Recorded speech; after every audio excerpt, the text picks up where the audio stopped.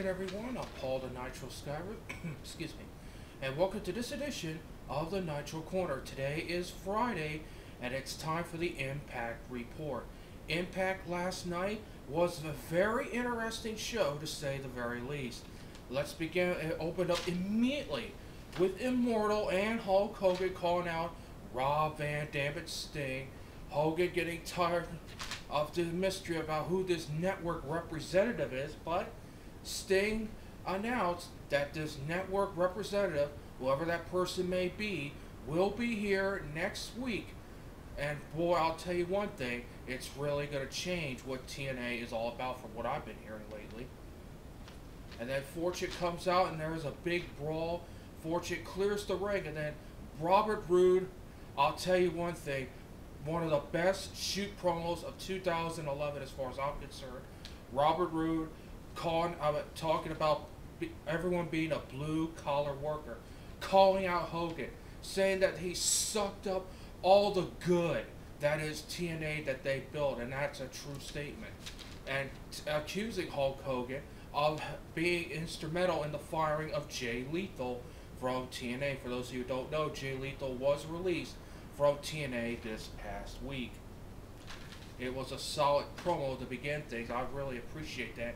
And I may have a Nitro opinion about the whole mystique, the facade that is Hulk Hogan on Monday. Let me see what I can come up with and find out more information. But believe me, Hogan, yeah, I'll be having a few choice words about you probably on Monday. So stay tuned. Then Matt Hardy had a promo in the back. He's challenged Beer Money for the tag team title, saying he has a mystery partner that he'll be teaming up with for Sacrifice. That's going to be interesting. And then the newcomer, Sangriento from Mexico, defeated Suicide with a backward lunge into a Stone Cold Stunner for the 3 count. Very impressive, this Sangriento. Very good athlete. We'll see a lot more of him in the near future in TNA. Then Mexican America comes out there with their Cinco de Mayo celebration. They bring the announced team out there, and Mr. Pena, who is the play-by-play guy, was accused by Mexican American of being a Cuban and not a Mexican. They didn't like that, so they attacked him by driving a knee to the midsection. Inc. came out there to save him and raise the American flag. Next up, AJ Styles and Christopher Daniels take on Bully Ray and Gunner, the television champion. In the end, AJ Styles and Christopher Daniels pick up the win by disqualification because of out of nowhere, and I'm surprised by this, Tommy Dreamer shows up and apologizes AJ Styles. Where is this going? Bully Ray says he did the right thing. Go figure. I don't know where that's headed, but Tommy Dreamer as a rule breaker, in my opinion, does not work. Then the Jarretts come out there, called out my girl, Velvet Sky. Man, I'll tell you what, she's probably one of the sexiest women in professional wrestling today, Velvet Sky. My homegirl. And again, Karen Angle used the cheating angle, saying she slept with Kurt Angle and all stuff. She needs to drop it. As far as I'm concerned, she needs to stop that right now. Velvet vehemently denied it.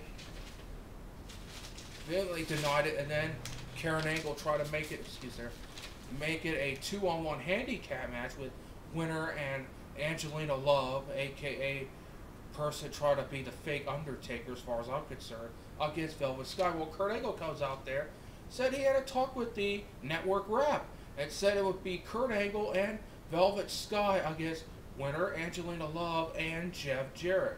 Well, in the end, Kurt Angle and Velvet Sky scored the win over Angelina, winner, and Jeff Jarrett when Velvet Sky defeated winner after a double DDT.